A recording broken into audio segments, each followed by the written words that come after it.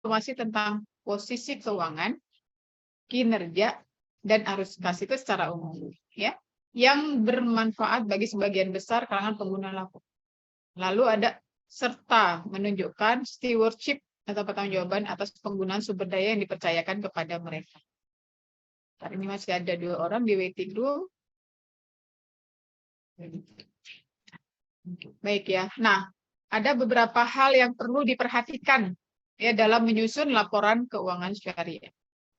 Yang pertama, laporan keuangan harus disajikan secara wajar. Jadi bukan benar ya, teman-teman. Bukan benar, tapi wajar. Benar dan wajar kan berbeda ya. Kalau benar, misalnya nih penyusutan. Penyusutan itu kan kita nggak tahu benar enggaknya. Misalnya yang satu berbasis pada straight line. Yang satu berbasis pada double declining. Itu kan semuanya kebijakan, ya, kebijakan. Belum tentu misalnya kendaraan dinas bank syariah tempat Bu Dewi bekerja itu menyusutnya 20%, belum tentu. Tapi kebijakan akuntansinya menetapkan penyusutan per tahun 20%. Misalnya begitu. Dengan pertimbangan-pertimbangan tertentu. Ya.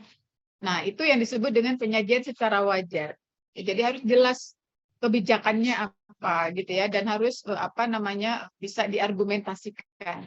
Walaupun enggak mungkin mobil dinas itu berkurang nilai bukunya bukan 20%.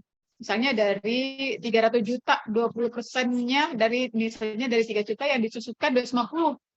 20% 250 kan 50 ya. 50 kan. Nah, belum tentu penurunan nilai mobil itu benar-benar 50 gitu. Tapi kebijakan akuntansinya mengatakan demikian. Itu yang disebut dengan wajar ya.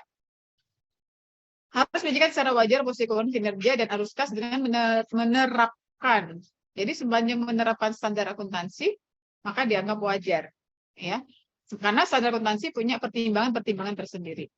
Dan harus disertai dengan pengungkapan. Ya, pengungkapan. Oke. Berikutnya yang kedua.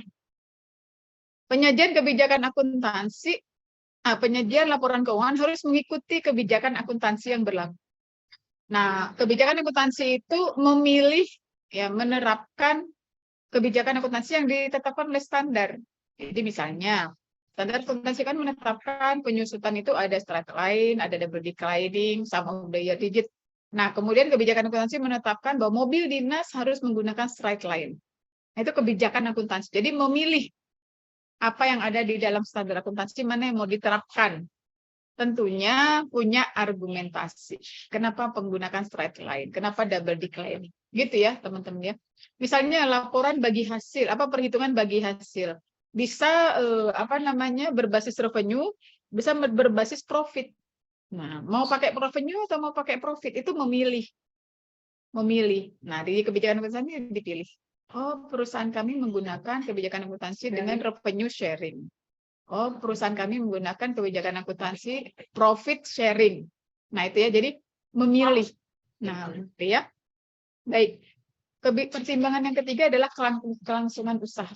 Jadi, dalam menyusun laporan keuangan, kita harus memastikan bahwa perusahaan ini akan continue, ya, akan memiliki kelangsungan usaha.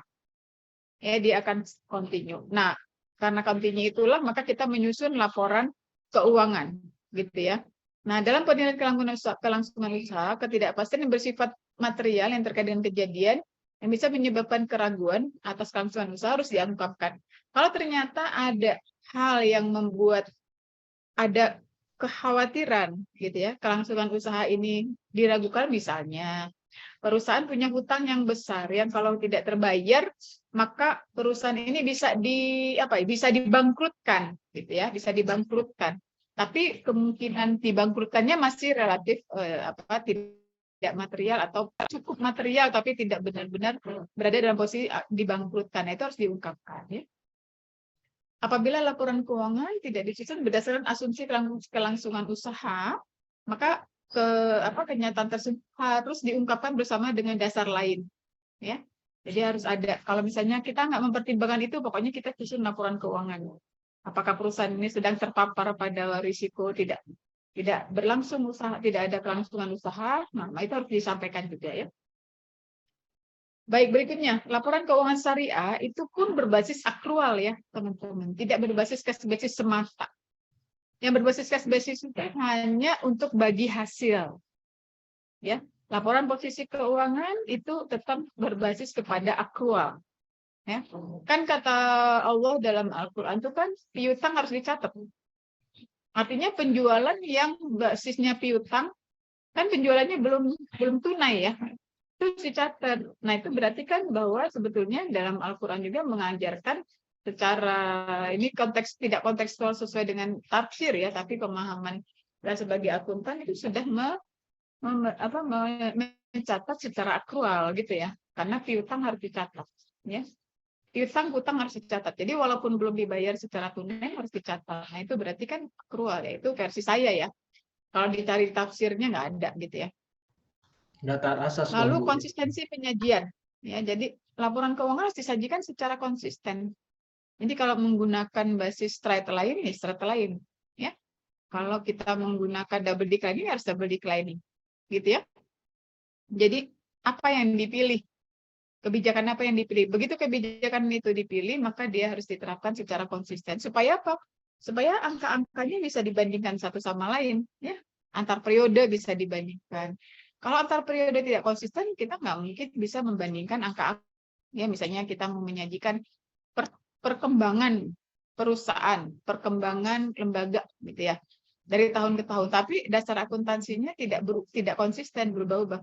Maka angka-angka yang dihasilkan tidak bisa dibandingkan karena tidak disusun berdasarkan kepada kebijakan akuntansi yang sama. Sehingga menyajikan angka-angka yang juga relatif, gitu ya, sangat tergantung pada kebijakan akuntansinya. Dia harus konsisten. Kemudian saling hapus ya. Aset kewajiban dan syarikat temporer serta penghasilan dan beban disajikan secara terpisah, tidak langsung saling hapus ya. Tidak langsung saling hapus. Jadi masing-masing. Jadi antara aset kewajiban dan dana syarikat temporer ada di laporan posisi keuangan. Penghasilan dan beban ada di laporan laba rugi. Beban gitu nggak langsung menghapus, misalnya nggak langsung menghapus aset gitu ya, tapi disajikan masing-masing secara terpisah gitu ya. Kecuali saling hapus diperkenankan. Kemudian berikutnya informasi komparatif. Nah, informasi harus disajikan secara komparatif. Jadi kalau menyajikan laporan itu harus 2 periode ya. Misalnya triwulan 1, triwulan 2. Kalau menyajikan triwulan 1 harus menyajikan juga triwulan 4 tahun sebelumnya. Kalau harus menyajikan triwulan 2 maka dibandingkan dengan triwulan 1. Jadi umumnya dibandingkannya dengan yang historis dong ya. Nah, supaya apa? Supaya membantu pemakai dalam mengambil keputusan. Oh, asetnya naik. Oh, dana syarikat temporernya naik. Oh, pendapatannya naik. Oh, dana kebajikannya naik. Jadi kita bisa menilai ya, menilai apa yang terjadi di perusahaan. Nah, itu harus komparatif. Nah, itu beberapa pertimbangan dalam menyusun laporan keuangan yang secara mendasar ya harus dipenuhi. Ini laporan posisi keuangan minimum ini. Nah, laporan keuangan minimum ini. Laporan posisi keuangan, laporan laba rugi dan penghasilan komprehensif lain, laporan perubahan ekuitas, laporan arus kas, dan catatan atas laporan keuangan. Nah, ini laporan AMIL. Ya, laporan AMIL. Laporan posisi keuangan, perubahan dana. Jadi nggak ada laba rugi. Ya, kalau AMIL nggak ada laba rugi. Laporan aset kelolaan, laporan arus kas, dan catatan atas laporan keuangan. Ini wakaf, lembaga wakaf. Laporan posisi keuangan, laporan rincian aset wakaf. Ya. Laporan aktivitas, laporan arus kas, dan laporan catatan atas laporan keuangan. Ini nggak disajikan. Kita nggak bahas secara detail karena ada harusnya ada sebab-sebab tersendiri yang secara khusus membahas ya. Kemudian laporan keuangan bank syariah. Nah, Ibu Dewi ini tahu banget ya.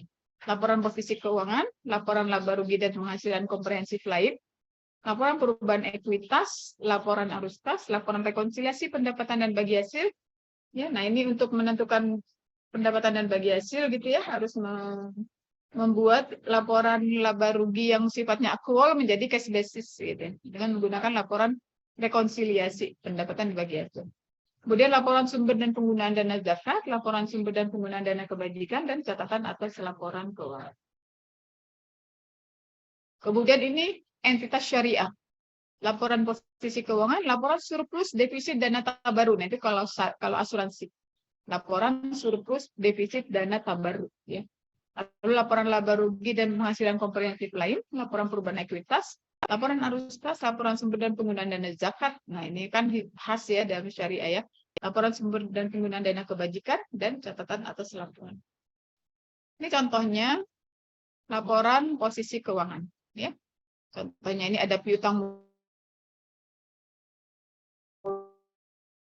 musyarakah gitu ya. Ini contoh. Kemudian di sisi kanan ini ada apa yang syariah, kita lihat ada utang salam, utang istisna gitu, itu syariah ya. Lalu ada dana syirka temporer, minggu lalu kita udah bahas ya. Kemudian ada ekuitas gitu. Jadi di antara akun-akun ini ada akun-akun yang syariah, ada akun-akun yang sama dengan akun-akun ekuitas yang konkret ya. Ini contoh laporan laba rugi ya, Bank Syariah Mandiri. Jadi ini udah lama ya, masih BSM ya. Ini kalau banknya udah spesifik bank ya. Jadi biasanya kalau di standar itu yang umum gitu ya. Udah spesifik banget itu nanti ada kebijakan akuntansinya sendiri di bank gitu ya.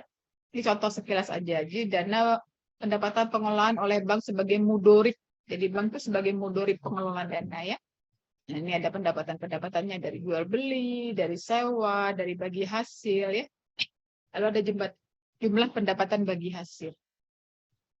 Lalu ada jumlah pendapatan usaha lain gitu ya. Lalu ada hak pihak ketiga atas bagi hasil. Jadi hak berapa yang kita bagikan kepada pihak ketiga? Gitu ya, mengurangi ya. Kemudian setelah dikurangi baru dapat hak bagi hasil milik bank. Ini bank ya.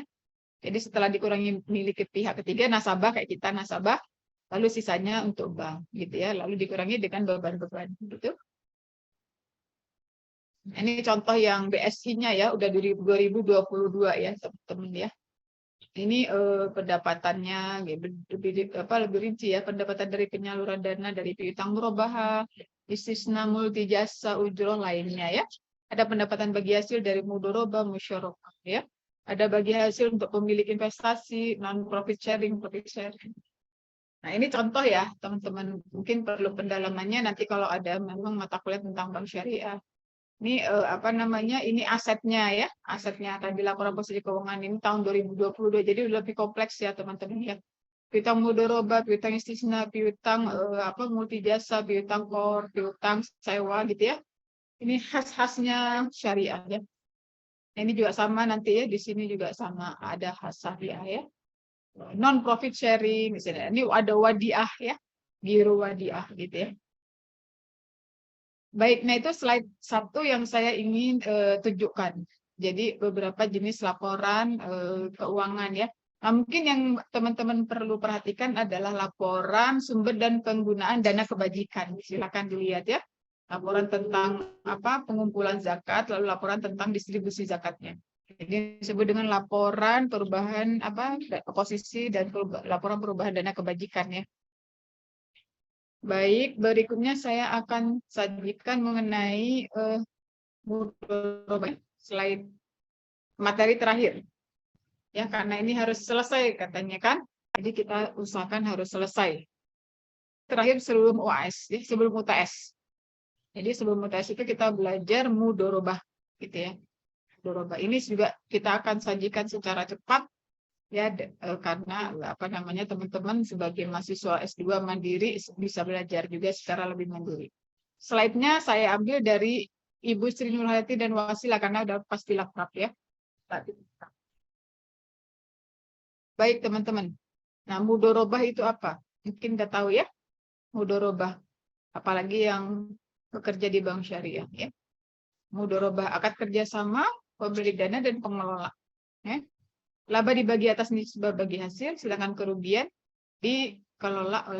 ditanggung oleh pemilik dana adat atau sohibul mal.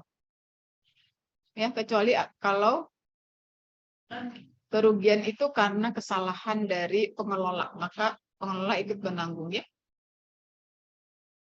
Jadi mudorobah itu adalah kerjasama antara sohibul mal dengan mudorib, pemilik dana dengan pengelola.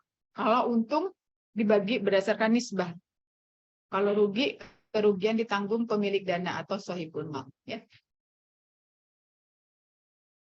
risikonya tinggi karena pemilik dana nggak boleh ikut campur, ya. Dan informasi dipegang hanya oleh pengelola dana. Jadi pemilik dana tidak ikut campur, ya. Karakteristiknya, pemilik dana memiliki risiko dalam bentuk finansial, pengelola dana memiliki risiko dalam bentuk non finansial. Jadi udah capek-capek perusahaannya rugi. Itu karakteristik dari risiko, ya, dari sisi risiko. Mudoro, namun ya agar tidak ada penyimpangan maka boleh meminta jaminan dari pengelola dana pihak ketiga. Jadi boleh, ya, bank meminta jaminan dari para pengelola dana, gitu, ya. Hikmahnya apa? Hikmahnya agar dapat saling menolong, ya, memberikan manfaat dan keringanan. Ada sebagian yang memiliki harta tapi tidak bisa produktif, ada sebagian yang tidak memiliki harta tapi dia bisa membuat tanah atau suatu aset menjadi produktif. Ini gambarnya, ya. Pemilik dana diikat dengan akad mudharabah. Pengelola dana juga menggunakan akad mudharabah jadi proyek. Akhirnya pemilik dana dan pengelola dana, dananya ini bergabung menjadi suatu usaha, ya. Jadi suatu usaha. Kalau untung dibagi sesuai nisbah, kalau rugi ditanggung pemilik dana. Nah, itu ciri dari skema mudharabah, ya. Skema mudharabah. Baik. Jenis mudharabah, ada mudharabah mutlaqah, ada mudharabah muqayyadah, ada mudharabah musytarah. Mudharabah muqayyadah, pemilik dana memberi batasan mengenai lokasi, cara, ya. Jadi kalau kalau berinvestasi, pemilik dana tuh bilang ini hanya untuk kegiatan ini tidak boleh dicampur dengan aktivitas yang mana. Jadi itu bisa mudharabah muqayyadah, ya, muqayyadah. Yang kedua, mudharabah musytarakah, ya. Perpaduan antara mudharabah muqayyadah dan akad musytarakah. Pengelola dana turut menyediakan modal, ya, di awal. Nah, pada saat di tengah-tengah, kemudian berdasarkan akad yang disepakati dibagi, ya. Di awal kerjasama akadnya kan 100% pemilik dana, tapi setelah berjalan lalu dibagi, ya. Porsinya dibagi sesuai dengan jumlah setoran modal menyusul yang diberikan oleh tadinya mudorib, ya. Tadinya mudorib, kemudian memberikan kepada sohibul mal. Kalau mutlaqah, ya, kewenangannya penuh, ya, kepada pengelola dana. Ini saya punya dana, silakan dikelola, kata sohibul mal. Ternyata bebas. Kita bikin kita bikin perkebunan mangga, bebas, ya. Mau mangganya mau seperti apa, mau berapa dan seterusnya silakan. Misalnya, ya. Oke, itu kalau mutlaqah. Kalau muqayyadah, pemilik dananya membatasi, gitu, ya. Pemilik dananya membatasi, ada aturan-aturannya, gitu, ya. Nah, kalau musytarakah, pemilik dana akhirnya berkurang prosentasenya. Akhirnya pengelola dana juga punya prosentase dana, ya. Itu musytarakah, ya. Dasar syariahnya Quran Surah 283. Sebagian kamu percaya sebagian yang lain, maka hendaklah yang dipercaya itu menunaikan amanat, gitu, ya. Jadi amanat, ya. Mudorib, pengelola dana itu mendapatkan amanat dari sohibul mal, ya. Ridani. Baik, dasar-dasar dari sunnahnya dari Solih bin Su'aib, Rasulullah SAW bersabda. 3 hal yang di dalamnya terdapat keberkatan. Jual beli secara tangguh, ya, kemudian mudharabah, dan mencampur adukkan dengan tepung untuk keperluan rumah, bukan untuk dijual. Jual beli secara tangguh berarti jual beli secara nyicil, ya, secara tangguh itu secara nyicil, ya. Terus mudharabah, gitu, ya. Berarti kan intinya memudahkan orang lain, ya, bekerja sama, gitu kan intinya itu. Mencampur adukan tepung untuk keperluan rumah, ya, ini berarti untuk ibadah untuk rumah, ya, untuk keluarga. Abbas bin Abdul Muthalib menyerahkan harta sebagai mudharabah, ia mensyaratkan kepada pengelola agar tidak mengarungi lautan dan tidak menuruni lembah, serta tidak membeli hewan ternak. Jika persyaratan itu dilanggar, maka ia menanggung risikonya. Maka kemudian kata Nabi, boleh. Nah, jadi tadi, ya, ada syarat-syarat. Jadi boleh. kerjasama yang punya uang menyerahkan kepada pengelola boleh dengan syarat-syarat. Ya dibolehkan. Tapi kalau misalnya dibebasin juga nggak boleh. Ini saya punya dana, silakan kelola jadi kebun anggur bebas. Anggurnya mau jenis apa aja ya, bagaimana, silakan. Pokoknya saya serahkan kepada kamu. Terus mudorobah mutlak ya. Kalau mudorobah bersyarat tadi muqayyada itu boleh. Ini hadisnya ada di sini. Gitu ya teman-teman. Akadnya, rukun dan ketentuan. Akadnya ya. Di akadnya itu ada rukunnya. Satu, pelaku. Kedua, objek. Apa nih yang dikerjain tadi? Kebun. Apa yang dikerjain? Bank. Apa yang kerjasama dalam hal apa? Bikin kafe. Kerjasama dalam hal apa gitu ya. Jadi harus jelas objeknya apa. Ya. Ada modalnya sekian, pekerjaannya apa yang. Yang kedua ada ijab kabul. Ada persetujuan. Saya menyerahkan dana, Anda mengelola. Lalu ada nisbah. Ya. Jadi ditetapkan nisbahnya mau berapa. Ya. Dan nisbah itu ditetapkan berdua atau yang satu harus menyepakati ya pada pihak yang lain. Pelaku minimal 2 orang gitu ya. Ini mungkin bisa agak cepat ya. Keduanya harus cakap hukum beliau ya. Kemudian boleh bergabung dengan muslim dan non muslim. Ya tidak sesama muslim. Modalnya harus berbentuk kas atau aset non kas, tapi harus jelas jumlahnya. Aset non kas itu nilainya berapa. Bisa tunai, bisa tidak tunai. Kalau tidak tunai, bisa tunai bisa tunai dan harus tidak boleh tidak tunai maksudnya ya. Tunai dan tidak hutang. Jadi harus jelas kalau modal harus diserahkan uangnya gitu ya. Nggak bisa saya mau nyerahin modal tapi baru mau karena itu berarti belum. Modal harus diketahui dengan jelas jumlahnya. Sehingga dapat dibedakan dengan keuntungan gitu ya.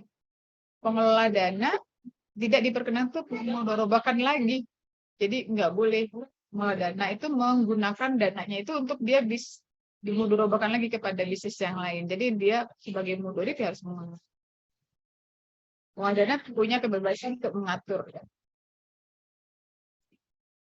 Kerja. Harus ada keahlian, keterampilan, selling skill, manajemen skill dari pengelola mudorib. Jadi mudorib tuh harus punya keahlian kayak bank. Bank berarti dia ahli tentang perbankan. Tidak melanggar ketentuan syariah, tidak boleh intervensi dana. Pengelola dana harus mematuhi semua ketetapan yang ada.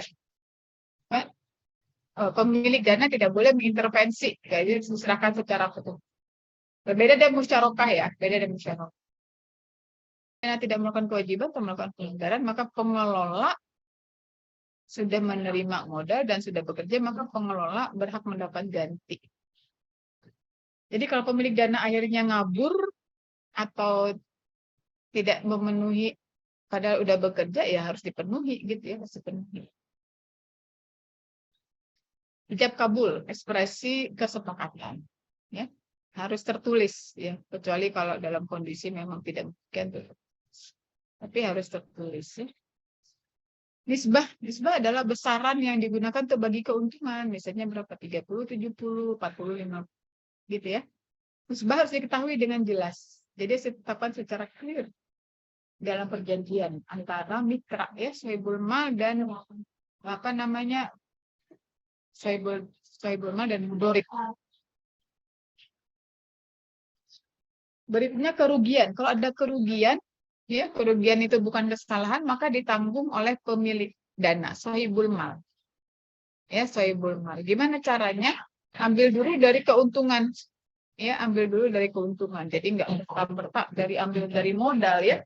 Kalau ada keuntungan diambil dulu dari keuntungan karena keuntungan itu adalah milik. Setelah itu baru kemudian diambil dari modal kalau dari keuntungan. Kemudian yang berikutnya berakhirnya akad mudorobah. Ya. Waktunya ditentukan atau pada saat waktu yang ditentukan atau pada saat mengundurkan diri. Atau karena meninggal atau karena hilang. Atau modal sudah habis. Ya, itu bisa juga ya. Jadi kemudian modalnya habis. Maka berarti bubar ya. Prinsip bagi usaha. boleh revenue sharing, boleh profit share. Boleh revenue sharing, boleh profit sharing. Kalau menggunakan revenue sharing, maka berarti laba bruto yang dibagikan. Tapi kalau profit sharing berarti net, laba netto yang dibagikan ya. Ini contohnya.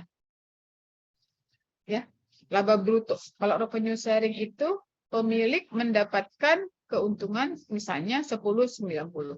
Maka 10% dari 350 yang mana ini ya laba kotor. Nah ini teman-teman ya. Ini revenue sharing. Jadi diambilnya dari laba kotor ya. Diambil dari laba kotor. Oke, itu yang saya kasih kuning ya. Penjualan dikurangi HPP. Itu namanya revenue sharing. Bentar ya. Kemudian profit sharing. Kalau profit sharing diambil dari yang bawah. Jadi dikurangi dengan biaya-biaya lain. Biaya penjualan, biaya administrasi. Gitu ya. Jadi kalau 10,90 atau 30,70 maka 30% dari 100. Yang ini. Ini yang ini, teman ya. Sampai sini jelas dulu teman-teman. Kalau jelas, Bu. Oke, baik. Ya, bagi hasil. Ya, bagi hasil harus dilakukan sesuai dengan nisbah yang disepakati. Gitu ya, bagi hasil. Sesuai dengan nisbah. Nah, kemudian bagian hasil investasi setelah dikurangi dengan pengelola dana, dibagi antara pengelola dana dengan pemilik dana sesuai dengan porsi modal. Nah, ini kalau akadnya mudorobah mustarokah. Ya. Jadi kalau mudorobah mustarokah, caranya adalah bagi dulu sesuai dengan nisbah.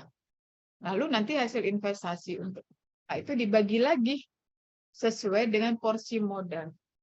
Gitu ya. Atau hasil investasi antara pengelola dengan pemilik sesuai dengan porsi modal dulu dibagi. Setelah itu baru dibagi berdasarkan nisbah setelah dikurangi untuk pengelola. Gitu. Jadi bertahap dua-duanya menghasilkan angka yang sama. Misalnya A dan B usaha bersama. A investasi uang 2 juta dalam usaha B. Nisbah antara A dan B disepakati 1:3. Setelah usaha berjalan, B ikut investasi 500.000. Ya. Kemudian labanya 1 per Januari itu 1 juta. 1 juta. Maka pertama, bagi dulu sesuai nisbah 1 juta itu. Nisbahnya tadi 1:3. Berarti 1/4 dan 3/4. Maka A 1/4 kali 1 juta, B 3/4 kali 1 juta, 7,5. Ya. Nah, kemudian bagian bagi hasil setelah dikurangi dengan pengelola dana, atau setelah dikurangi dengan data 1 juta dikurangi dengan 750 kan 250 gitu ya. 250 ini kemudian dibagi antara pengelola dana dan pemilik dana sesuai dengan porsi masing-masing. Gitu ya. Tadi A dan B ya. A dan B berusaha gitu ya. Nah, yang menyusul punya investasi kemudian B. Tadinya 1% A, kemudian B menyusul. Berarti B itu saldinya sebagai mudorib penuh ya. Nah, jadi B itu 3/4 ya. Lalu haknya yang A ini lalu dibagi lagi. Yang 250 ini dibagi lagi. Sesuai dengan porsi ini. 2 juta per 2,5 juta. Ya. 2 juta per 2,5 juta, ya kan? Ini 2 juta ditambah 500 kan? Jadi sekarang jadi 2,5 juta. Ya, jadi 2 juta per 2,5 juta kali 250 yang dibagikan lagi ya, sesuai dengan porsi modal tapi kan sesuai dengan porsi modal. Jadi 2,5 juta ini dibagi sesuai dengan porsi. Itu kalau musyarakah, mudharabah musyarakah, alternatif 1. Akibatnya B B sebagai pengelola dana memperoleh 750 awalnya yang ini. Awalnya ini. Kemudian ditambah dengan 50 yang ini. Gitu ya. Itu mudharabah mustarokah. Ya, jadi B sebagai pengelola dana akan mendapatkan 750 tambah 50 800. A sebagai pemilik dana akan mendapatkan 200.000. Nah, itu mudharabah musyarakah. Jadi akhirnya B sebagai pengelola dana yang tadinya tidak menyetor dana menjadi menyetor dana juga 500 gitu ya. Jadi setelah ada bagi hasil, B itu ngumpulin uang, dapat 500, lalu disetorkan. Nah, cara membaginya seperti ini. Kalau sudah ada setoran dari dari B ya, dari B, maka dibagi dulu sesuai dengan nisbah kesepakatan awal, gitu ya. Setelah itu yang haknya A, pengelola dana itu kemudian dibagi lagi. Ini haknya A 250 dibagi lagi sesuai dengan porsi modal ya, setelah ada modal baru dari B. 2 juta per 2,5 juta kali 250 ya. Lalu 500 per 2,5 juta kali 250 ya. Jadi ada tambahan 200, B tambahan 50.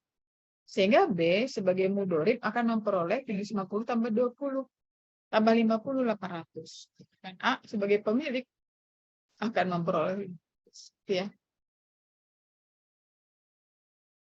Alternatif kedua dibagi sesuai porsi modal. Kalau alternatif pertama dibagi sesuai dengan nisbah, alternatif kedua sesuai porsi modal dulu, gitu ya. Sesuai porsi modal dulu. Jadi dihitung sesuai porsi modal. Setelah itu baru sesuai nisbah. Gitu. Jadi dibalik. Kalau ini kan nisbah dulu, lalu porsi modal. Kalau ini porsi modal dulu, lalu nisbah. Ketemu bagian A-nya kan 800 tadi ya. Nah, bagian A yang 800 inilah yang kemudian dibagi 1/3 tadi, 1/4 dan 3/4 gitu ya. Jadi yang harus dibagi kemudian itu adalah bagiannya A ya. Bagiannya A. Nah, lalu ini akuntansinya ya. Akuntansinya. Jurnal penyerahan. Ini jurnal penyerahan modal. Mudorobah. Berupa aset non-kas. Jadi menyerahkan modal mudorobah berupa aset non-kas. Misalnya menyerahkan mesin pengolah padi ya.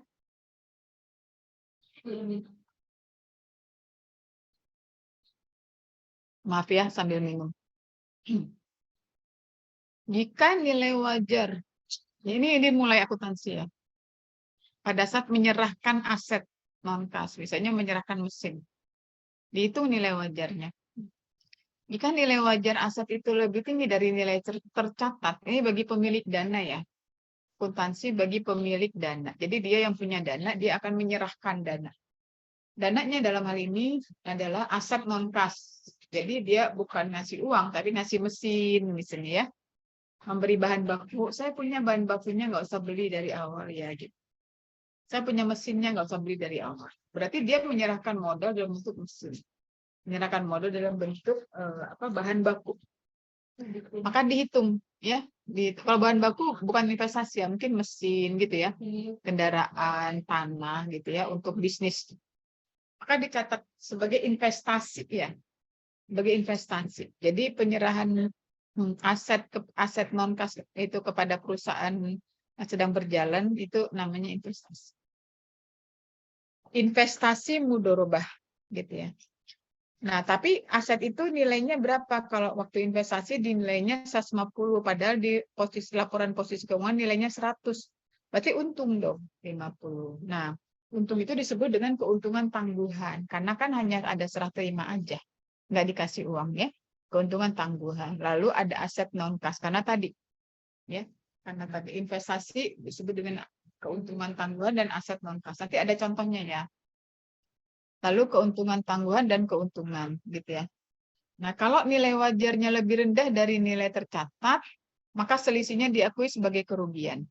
Jadi kalau nilainya misalnya suatu mesin, ini saya serahkan ke perusahaan ya untuk digunakan. Terus oleh akuntannya dicatat sebesar 100 juta. Padahal mesin itu di perusahaan asalnya di tempat saya misalnya, atau di tempat Bu Dewi misalnya, dia bukan 100 juta, nilainya 125. Tapi oleh perusahaan yang menggunakan aset tersebut dicatatnya bukan 150 misalnya. Atau bukan 100 tapi 125. Jadi ada keuntungan 25 ya. Kalau lebih rendah kerugian. Kalau lebih tinggi keuntungan tapi keuntungannya ditangguhkan ya, disebut tangguhan. Keuntungan tangguhan. Kalau aset itu yang dijadikan sebagai aset mudorobah, misalnya mesin tadi ya, mesin untuk ngolah padi misalnya ya, mesin tenun misalnya, itu ternyata menurun, bagaimana nilainya menurun? Kalau terjadi penurunan nilai sebelum usaha dimulai, maka kerugian ditanggung oleh investor mudharabah. Ini sebesar investor mudharabah. Tapi kalau kerugian usahanya mulai terjadi setelah usaha dimulai, jadi setelah usaha baru ada kerugian, maka berarti kerugian itu harus ditanggung bersama. Artinya bisa dihitung pada saat bagi hasil. Ya, jadi sebagai mengurangi saldo investasi mudharabah. Jadinya gimana? Kerugian investasi mudharabah ini dikredit, jadi berkurang ya. Kalau terjadi setelah usaha dimulai, maka diakui sebagai kerugian dan diperhitungkan pada saat terjadi pembagian usaha. Gitu ya. Jadi terjadi setelah usaha dimulai, maka diakui sebagai kerugian. Ini penurunan nilai itu. Kerugian investasi mudharabah pada penyisihan investasi mudharabah. Jadi ditulis sebagai kerugian ya. Kemudian nanti baru pada saat ada serah terima kas, maka kas yang diterima itu berkurang sebesar penyisihan kerugian investasi. Penyisihan investasi. Kreditnya pendapatan bagi hasil. Jadi kalau kita terima dari nasabah, ya maka dari nasabah mudharabah ya, maka usaha itu kerugiannya itu dicatat sebagai penyisihan, ya penyisihan. Dan diperhitungkan saat pembagian bagi hasil. Pendapatan bagi hasil kan debit ya. Kalau di kredit berarti kan mengurangi ya. Akuntansi pemilik dana. Mungkin ini saya langsung contoh aja ya.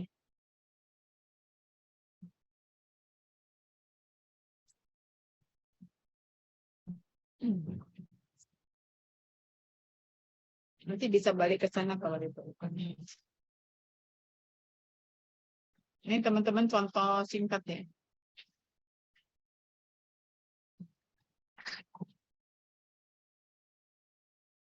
Tanggal 1 Januari 2017 ya. Pemilik dana melakukan akad mudharabah dengan menyerahkan dana sebesar 100 juta. Nisbah bagi hasilnya 3:1. Maka bagaimana pemilik dana mencatat sebagai investasi? Investasi mudharabah pada kas 100 ya. Mudharib bagaimana? Kas pada dana serta temporer, karena kan itu modal ya, tapi modalnya dalam bentuk mudharabah ya. Sehingga disebutnya dana serta temporer. Sehingga disebut dana serta temporer. Jadi bagi mudharib, kas pada dana serta temporer, bagi suatu mal investasi.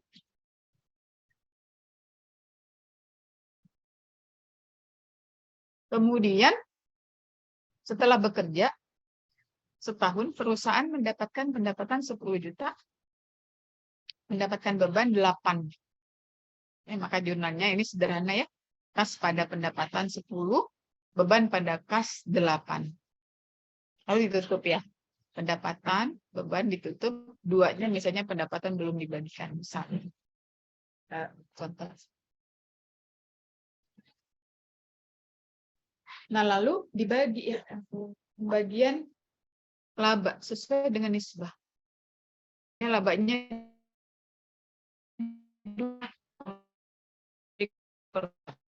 2, 1 kali 2, 1,5 bagi pemilik 4 kali 2, 0,5. Gitu ya. Nah, tapi pembagian laba ini belum dilakukan kepada pemilik dana. Disebutnya piutang bagi hasil. Ya. Pada pendapatan bagi hasil yang 0,5. Pendapatan yang belum dibagikan dan pendapatan bagi hasil mudharabah 0,5. Ini dilakukan 2. Ya, baik oleh sohibul mal sebagai piutang bagi hasil karena sohibul mal sudah mendapatkan pembayarannya, lalu bagi mudharib pendapatan yang belum dibagikan. Mudharib kan belum mendapatkan bagian pendapatan yang belum dibagikan. Ada pendapatan bagi hasil, jadi sudah diakui sebagai pendapatan bagi hasil, tapi merupakan piutang ya, semacam piutang, pendapatan yang belum dibagikan. Gitu ya. Lalu saat pembagian laba dilakukan, ya yang 0,5 pemilik dana dapat 0,5, kas pada piutang bagi hasil. Laba dibagikan belum tentu kasnya dibagikan ya. Lalu pada saat kasnya dibagikan, utang bagi hasil pada. Oke. Sampai sini teman-teman ada pertanyaan?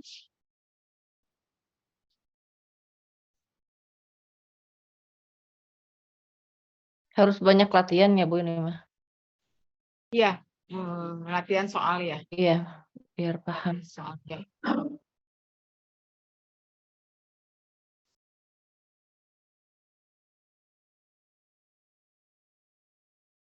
Ya, kemudian ada laporan ya di dalam laporan keuangan 31 Desember 2017 ya. Aset ya, yang meliputi investasi mudorobah 100, penyisian kerugian 0 misalnya ya. Itu sohibul mal. Lalu mudorib, utang bagi hasil 0, dana sirka temporer tadi 100 ya. Penyisian dana kerugiannya 0, jadi 100 ya. Jadi ini pada saat laporan keuangan ada utang bagi hasil. Ya, ada dana sirka temporer ya. Kemudian ada penyisihan kerugian ini dalam laporan ya, dalam laporan. Kemudian bagaimana menyajikan pendapatannya? Pendapatan 100, bebannya 80 ya. Lalu ada pendapatan bagi hasil 20 yang belum dibagikan tadi ya. Pendapatan bagi hasil yang belum dibagikan ya, di sini ya. Kemudian 1,5 dengan 0,5 kan 20 ya. Kemudian beban bagi hasilnya 5. Jadi untuk pihak kedua ya, 3 kedua itu 5 ya. Ya. Pendapat bagi hasil yang belum dibagikan 20, tapi yang akan menjadi beban bagi hasil 5. Yang 15-nya untuk sendiri tadi ya. Maka pendapatannya adalah 15 ya. Pendapatan bagi hasil yang akan dibagikan 5, maka pendapatan bagi bank sendiri atau ini kebetulan bank menjadi 20 ya. Kemudian hasil pengelolaan dana, misalnya pendapatan 8 juta, beban 10 ya. Berarti rugi ya, pendapatan 8, beban 10. Kas pada pendapatan 8, oke. Beban pada utang, oke ya, sampai sini. Kemudian 100 dibagi kurangi 80. Maka pendapatan bagi hasil yang belum dibagikan 20. Beban hasilnya, ini kok jadi ke atas. Lalu jurnal penutup ya. Jurnal penutup mana tadi? Ini. Ya, ini kurang naik.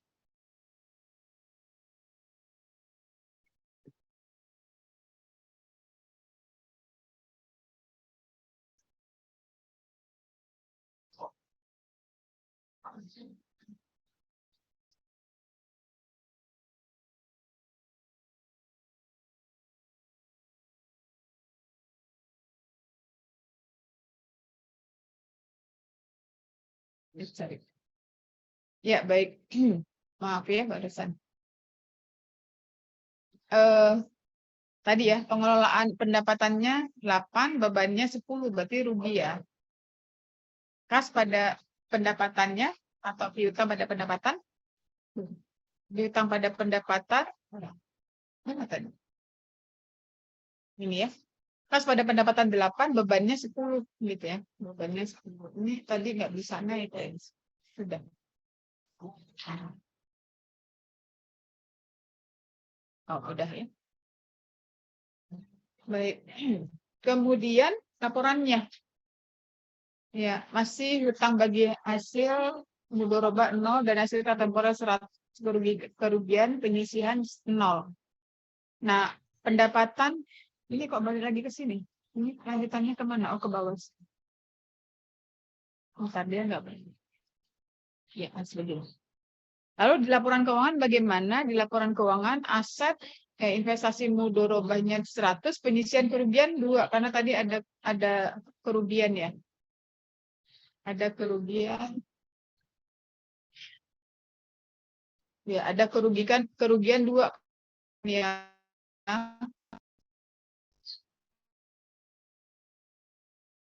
Ini ada ya tadi yang kita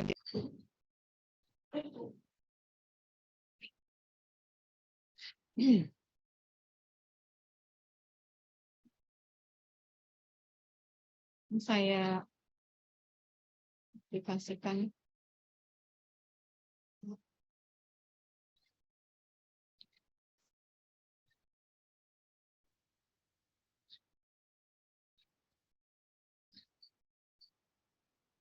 Nah, ini. Jadi saya ulang ya, pendapatannya 8, bebannya 10, jadi rugi ya. Kas pada pendapatan 8, beban pada utangnya 10. Nah, lalu kita akan melihat bisa kita temukan catatan kerugiannya di jurnal penutup. Ya, caranya gimana? Kerugian mudorobah di debit 2, penyisihan kerugian 2. Jadi dianggap penyisihan kalau kerugian ya, dianggap penyisihan kerugian 2. Ya. Lalu pendapatannya 8, bebannya 10 gitu ya, jurnal penutup ya.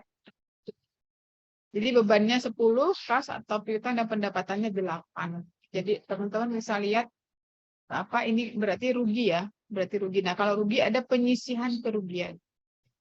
Baik mudorobah, mudorib maupun sohibul mal. Ada jurnal kerugian mudorobah ya 2, penyisihan kerugian mudorobah 2, pendapatan kerugian penyusunan ya, pendapatannya 8, penyisihan kerugiannya 2, bebannya 10. Nah, ini di perusahaan ya, di perusahaan yang menjadi mitra. Dilaporkan demikian, pendapatannya 8, penyisihan kerugian 2, bebannya 10 gitu ya. Ini laporan keuangannya. Laporan keuangannya. Lalu ini laporan pendapatan dan beban. Pendapatannya 100, bebannya 80. Ini saya turun, kok naik lagi ke atas sebentar. Kenapa ini? Kok dia macet? Nah, ini ya, salah saya. Ini macet ke bawah. Oh iya. Ya. Ini tadi yang kerugian ya. Investasi mudorobah 100, ada penyisihan kerugian 2 ya. Jadi 98. Kalau untuk mudorib pengelola dana bagaimana? Utang bagi hasil mudorobah 0. Ya, asumsinya memang tidak ada ya, karena tidak ada bagi hasil. Tapi kerugian ya, bagi rugi. Dana sirkah temporernya tadi 100, penyisihan kerugiannya 2. Jadi tulis dalam laporan laba rugi ya. Bahwa sisanya saldonya 98. Lalu pada akhir periode investasi mudorobah yang sisa 98 itu dikembalikan ke kas 98, tapi kerugian itu tadi disebutnya sebagai penyisihan, maka penyisihan kerugian di debit, investasi mudorobah berkurang 100. Jadi pada saat akhir ya, pada saat akhir ternyata rugi terus diserahin gitu kan. Diserahin. Maka oleh mudorib dana syirkah temporer pada penyisihan kerugian kas. Penyisihan kerugian 2, kasnya 90. Jadi dia diserahin uangnya. Lalu Sohibul Mal menerima kas 98, kerugian penyisihan kerugian 8, investasi mudorobahnya 100. Ya, sampai sini ada pertanyaan dulu, silakan. Bukannya penyisihan piutang itu dihitung berdasarkan kolektivitas. Gimana, Arif? Bang Arif? Bukannya Penyisihan piutang, kenapa? penyisihan piutang itu kan biasanya dihitung berdasarkan kolektivitas. Kalau kerugian itu biasanya ditaruh di aset lain-lain. Berdasarkan apa, maaf? Biasanya dihitung berdasarkan Kolektivitas. Lancar, macet, kurang lancar. Kolektibilitas, Bu. Kolektivitas. Oh, iya.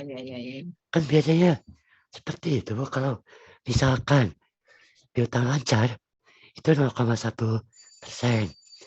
Piutang kurang lancar, itu 10%. Piutang tidak lancar, 50%. Itu kan akrual, Bu.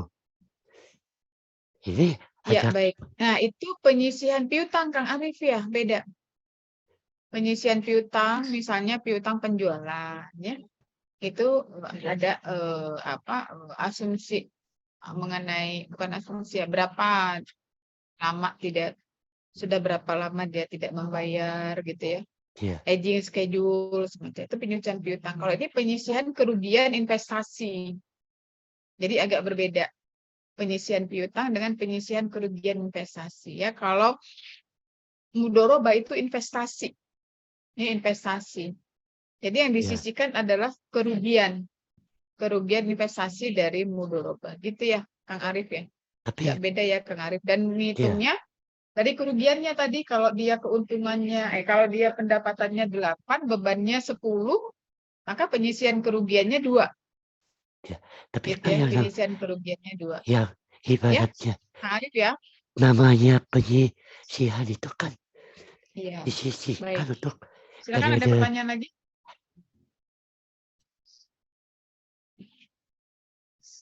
Baik ya, saya lanjutkan.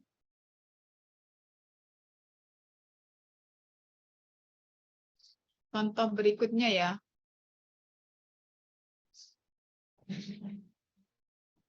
Contoh berikutnya. Pemilik dana melakukan akad mudoroba dengan menyerahkan aset non-kas. Jadi ini ada penyerahan aset non-kas. Misalnya menyerahkan mesin. Menyerahkan alat, bukan menyerahkan uang ya. Nilai buku dari mesin itu 80. Misalnya dia sebuah perusahaan punya mesin. Nilainya 80 ya, setelah dikurangi dengan penyusutan. Lalu diserahin kepada suatu investasi, satu kerjasama investasi. Perusahaan ini kemudian berinvestasi gitulah ya. Akadnya mudorobah. Waktu diserahin, mesin itu dinilainya bukan 80 tapi 100. Karena kalau beli di pasar harganya 100. Kan nilai pasarnya 100 ya. Lalu keuntungan kesepakatannya dibagi 2/2, jadi 50% ya. Periode akad selama 2 tahun, operasional mulai 1 Maret 2017 misalnya. Maka bagaimana detailnya? Sohibul Mal mencatatnya investasi mudorobah. Mudorib mencatatnya dana syirkah temporer. Gitu deh ya. Intinya sih. Jadi Sohibul Mal mencatatnya di debit investasi mudorobah. Pengelola mencatatnya aset non-kas pada dana syirkah temporer. Ya. Jadi dana yang diterima itu sebagai dana syirkah temporer. Oke. Lalu ternyata aset yang diserahkan tadi, misalnya mesin, mengalami penurunan nilai 5 juta. Ya. Maka bagaimana mencatatnya? Kerugian investasi pada investasi mudoroba. Jadi kerugian investasi itu berarti ada pencatatan kerugian nih 5. Nah, itu langsung mengurangi nilai investasi mudorobanya dikurangi langsung 5. Itu sohibul mal, pemilik dana. Jadi kalau mesin yang diserahkan itu ternyata mengalami penurunan nilai, misalnya ternyata mesin yang diserahkan kemudian jatuh misalnya. Masih bisa dipakai tapi nilainya berkurang karena dia pernah jatuh misalnya. Atau pernah ada ledakan kecil. Masih bisa dipakai, tapi ledakan kecilnya harus diperbaiki. Nah, karena udah pernah ada ledakan kecil, maka mesin itu mengalami penurunan. Penurunannya berapa? Misalnya 5. Ya, 5 dari berapa tadi? 40 ya. Maka berarti kerugian investasi 5, investasi mudorobanya langsung berkurang 5. Bagi mudorib dan syirkah temporernya yang aset non-kas ya. Nah, lalu dia bekerja. Ya, bekerja menggunakan aset itu dapat pendapatan 20, bebannya 8. Maka kas pada pendapatan 20, beban pada utang 8 misalnya. Kemudian kalau ditutup ya, anggap dia sederhana lah ya. Jadi pendapatan 20, beban 8, maka pendapatan yang belum dibagikan 12 kan ya. Pendapatannya ditutup 20, debit, kreditnya beban. Lalu ada kredit pendapatan yang belum diberikan 12. Itu berarti dia merupakan apa? Haknya sohibul mal. Tapi belum dibagi ya. Nah, berikutnya pemilik dana melakukan amortisasi. Nah, keuntungan tadi berapa tuh? Keuntungan yang belum dibagikan ya. Nah, keuntungan tangguhan dari mesin tadi ya, dari mesin. Keuntungan tangguhan dari mesin kan 20 ya. 20 lalu masa akadnya 2 tahun. Berarti keuntungan tangguhan itu dibagi 2. Bagi 2, 10. Tahun pertama 10, tahun kedua 10, karena tahun kedua udah tutup. Ya, udah selesai kerjasamanya. Maka bagi sohibul mal, dia berhak mencatat keuntungan tangguhan 10 pada keuntungan. Jadi masih bukan berhak, harus mencatat ya. Jadi masih tersisa 10 yang diamortisasi 10, karena kan udah jalan 10 tuh. jalan satu tahun ya. Jalan 1 tahun. Jadi nilai keuntungan dari mesin yang diinvestasi tadi 10-20 diamortisasi 10-10 ya. Nah, lalu bagi hasilnya akan di pendapatan dikurangi beban itu tadi, pendapatan belum dibagikan 12 tadi itu akan dibagi. Ini akan dibagi. Tadi kan akadnya kan sudah ada, nisbahnya udah ada ya. Maka pengelola dana 1/2 dari 12, pemilik dana 1/2 dari 12. Masing-masing dapat berapa? Nisbahnya kan berapa tadi? Oh, di sini anggapnya 50/50 ya.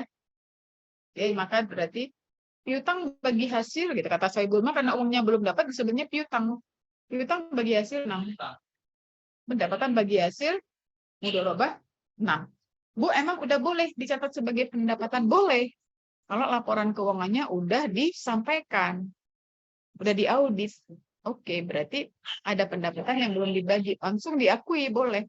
Tapi karena uangnya belum diterima maka sebagai piutang. Ya, piutang bagi hasil. Kemudian mencatatnya mudorib bagaimana? Mencatatnya mudorib pendapatan bagi hasil 6, tapi belum dibagikan di debit yaitu pendapatan yang belum dibagikan 6, gitu ya, mengurangi pendapatan bagi hasil mudorib. Ya. Baik, kemudian ketika bagi laba dilakukan maka kas pada piutang bagi hasil. Ya, kas pada piutang bagi hasil. Sedangkan pendapatan yang belum dibagikan itu kemudian di jurnal kasnya berkurang gitu ya, kasnya pendapatan yang belum dibagikan pada kas ya, kasnya berkurang. Oke. Kemudian ini cara mencatat laporan keuangannya. Soebul Mal mencatat investasi mudharabah ya 95. Sedangkan mudorib mencatat utang bagi hasil mudharabah karena udah dibagikan menjadi 0 dan hasil temporernya 95, penyisian kerugiannya menjadi 0 ya. Kemudian totalnya 95 ya, asetnya 90. Karena tadi ada penurunan ya, ada penurunan 5 ya. Oke. Kemudian tahun berikutnya pendapatannya 8, bebannya 10. Maka kas pada pendapatan 8, beban pada kas 10 ya. Kemudian ditutup ya. Ditutup pendapatan di debit, beban di kredit ditutup, selisihnya 2. Selisih 2 itu disebut penyisihan kerugian 2 ya. Penyisihan kerugian. Jadi bukan pendapatan bagi hasil yang belum dibagikan sekarang karena rugi, disebut penyisihan kerugian. Bagi mudorib, bagi sohibul mal bagaimana? Penyisian kerugian mudorobahnya di kredit, debitnya udah langsung diakui sebagai kerugian mudorobah. Jadi kalau untung langsung diakui sebagai kerugian, kalau rugi langsung diakui sebagai kerugian mudorobah. Ya, kalau untung diakui sebagai keuntungan tangguhan gitu ya teman-teman ya. Keuntungan tangguhan pada keuntungan. Tapi kalau rugi diakui sebagai kerugian mudorobah pada penyisihan kerugian mudharabah gitu ya, pasangannya penyisihan kerugian mudharabah. Kalau yang tadi kalau keuntungan pasangannya keuntungan tangguhan ya. Lalu bagi mudharib bagaimana kalau ditutup pendapatan di debit, beban di kredit, penyisihan kerugian 2-nya di debit ya. Baik, berikutnya pemilik dana melakukan amortisasi keuntungan tangguhan. Ya, pemilik dana melakukan amortisasi keuntungan tangguhan. Tadi keuntungan tangguhannya berapa nih?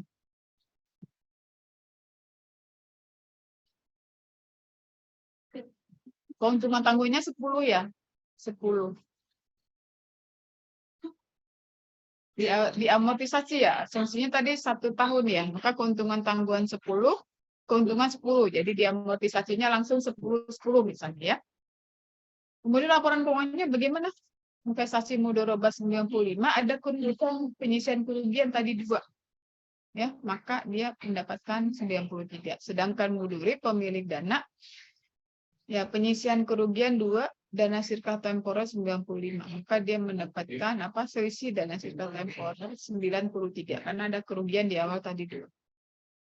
Lalu pada akhir periode dilakukan pengembalian, ya, kerjasamanya udah selesai, dikembalikan. Maka berapa dikembalikan? Aset non kasnya 93, penyisihan kerugiannya 2, gitu ya, diambil dari yang di atas ya, di atas diambil di apa namanya di kredit, di debit ya. Kreditnya investasi mudoroba, artinya kalau investasi mudoroba di kredit tapi kan berkurang ya, ditutup, udah selesai nih. 95 udah selesai akadnya ya, jadi ditutup 95, di debit aset non kas 93, penyisian kerugian 2. Lalu mudorib bagaimana? Bagi mudorib, dana yang dititipkan itu atau investasi itu sebagai dana sirka temporer. Karena dana sirka temporernya berarti sudah berkurang, ya sudah diambil semua. Karena dana sirka temporer di debit 95, karena tadi kan ada penyisian kerugian 5 ya, jadi tinggal 95. Nah, bukan penyisian kerugian, ada kerugian karena penurunan nilai aset tadi 5 ya, jadi dana sirka temporernya tinggal 95. 95 itu ada penyisian kerugian tadi 10 dikurangi 8 dikurangi 10 ya. Jadi penyisian kerugian 2, aset non kasnya 93. Gitu ya. Nah, ini pengembalian investasi mudoroba pada saat akhir akad dan asetnya diterima ya, dikembalikan lah intinya, dikembalikan 95. Ya, tetapi karena ada kerugian tambah 5 penurunannya dari 100, kemudian 2 ketika pendapatannya 8 ke bebannya 10. Jadi akhirnya berkurang 95 dikurangi 2 ya. 93 aset non kasnya ya. Berkurang 93 ya. Tadi kan dia modalnya dalam bentuk mesin ya. Untuk aset non kas. Jadi aset non kasnya dia dikembalikan 93, bukan mengembalikan uang. Karena di usaha yang tadi diberi contoh itu modalnya berupa aset ya. Aset nilainya 100, karena terjadi sesuatu turun 5 gitu ya, turun 5. Nah, itu kalau kembali ke contoh sederhana ya, kalau kembali ke slide-nya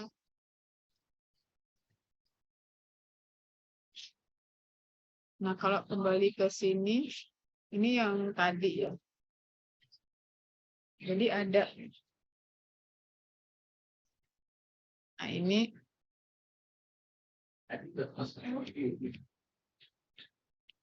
hampir sama ya. Jadi ini apa yang tadi kita pelajari ya.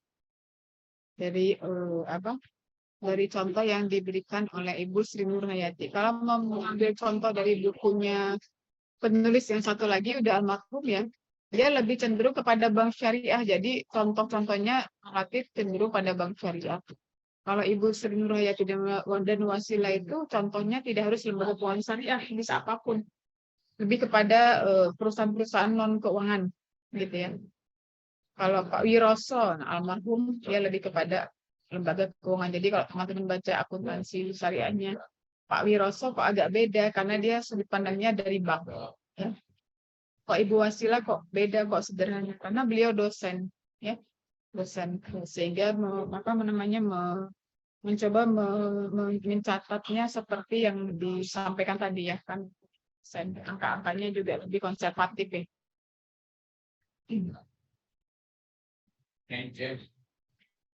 Nah, baik teman-teman, 3 slide saya sampaikan secara cepat ya. Jadi ada 2 materi, laporan keuangan, ini laporan keuangan di bank, di lembaga syariah, bukan di bank syariah, lembaga syariah umumnya seperti apa secara garis besar. Lalu akuntansi mudorobah, antara sohibul mal dengan pengelola mudorib itu seperti apa? Gitu ya, termasuk juga laporannya dan akuntansinya. Mungkin demikian teman-teman ya. Apakah ada pertanyaan? Silakan. Ibu kalau untuk soal UTS-nya gimana, Bu?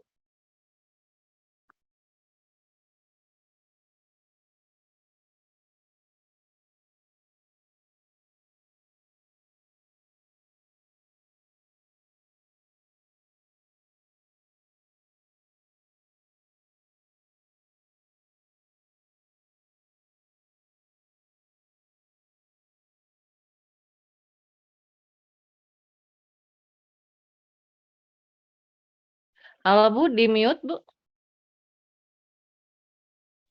Maaf. Ya, ujian bisa dalam bentuk makalah atau ujian tertulis ya, atau presentasi, atau ujian lisan menggunakan media daring, gitu ya.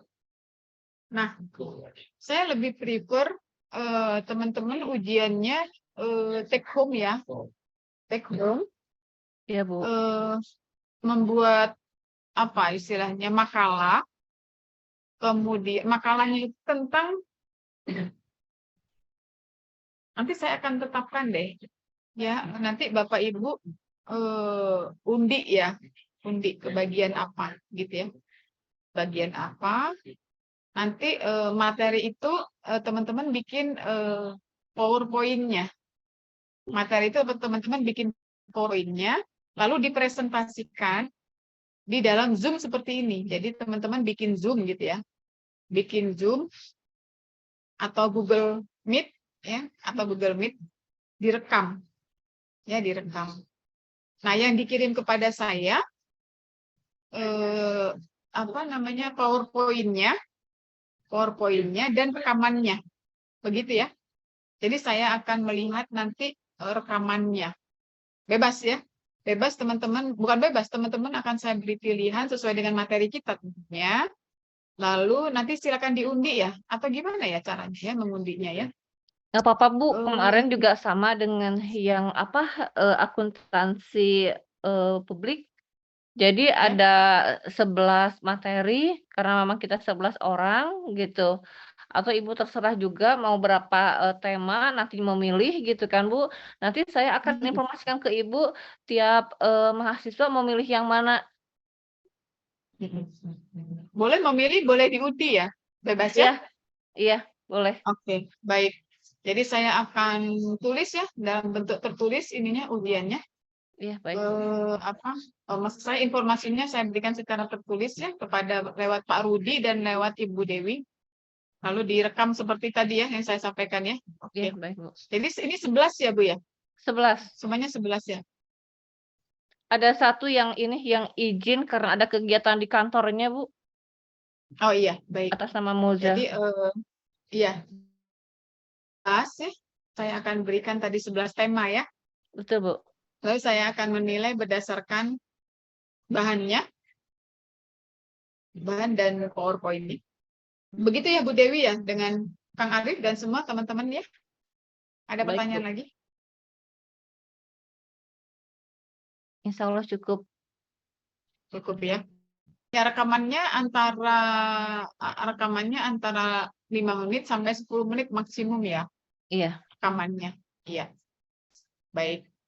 Mungkin itu ada pertanyaan teman-teman? Kereta saya akan berangkat 3:30. Oh, udah ini dong Bu. Setengah Oh, lima, setengah 16.30. Ya, Nah, sudah 16.30. Maaf. Mau berangkat 16.30. Ini maaf ya. Nggak apa-apa Bu. Yang jelas mungkin nanti Ya. bisa yang untuk temanya biar prepare Bu. Mohon maaf. Iya. Iya, nggak apa-apa. Nggak apa-apa Saya ya tulis izin segera. ngingetin ke Ibu ya Bu. Iya, saya tulis segera. Kemudian saya kirim ke Bu Dewi dan ke Pak Rudi, staf ini ya, staf program studi, Ya, maksudnya. pengelola program studi. Mungkin begitu ya, kira-kira gambaran ya MTS. Baik Bu. Baik, saya menyampaikan terima kasih atas kesempatan ya kepada Unisba tentunya ya. Saya bertemu dengan teman-teman.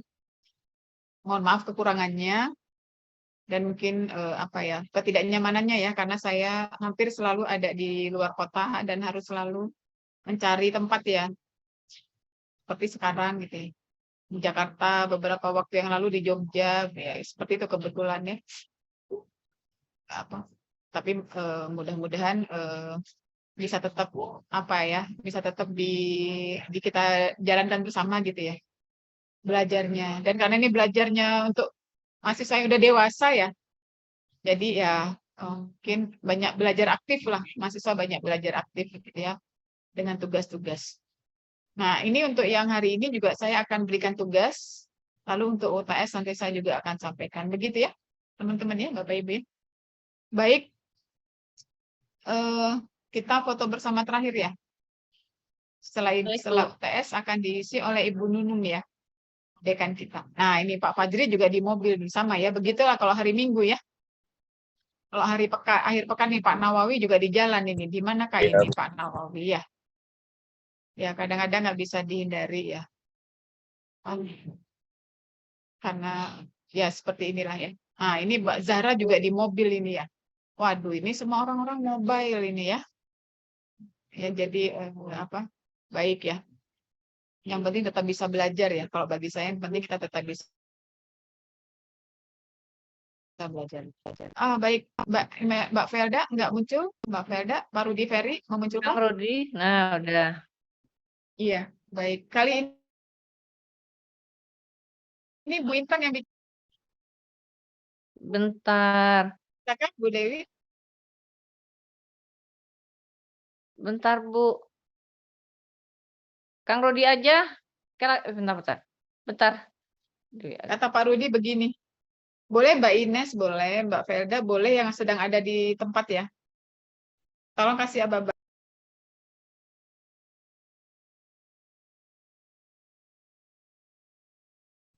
Ya udah sama Ines aja tuh ya Bu ya. Oh iya sok Nes. Ya Bu. Belum ya? Gering gigi nih. Bentar. Ya sok Nes. Ya Bu. 1, 2, 3. 1 aja Bu atau lagi? Nggak berasa, Nes. Oh lagi atau ya Pak ya? Udah ke bawah semua kan Nes? Udah Bu. Ya. Ya. Oke, baik. Selamat belajar ya, Bapak Ibu. Semoga Ya. sukses studinya di UNIS, Mbak ya. Amin. Ya. Assalamualaikum warahmatullahi wabarakatuh. Selamat Ya sore. manilah ya Bu. Sehat Waalaikumsalam. semuanya. Sama-sama. Terima kasih. Assalamualaikum. Ya, assalamualaikum. Terima kasih banyak.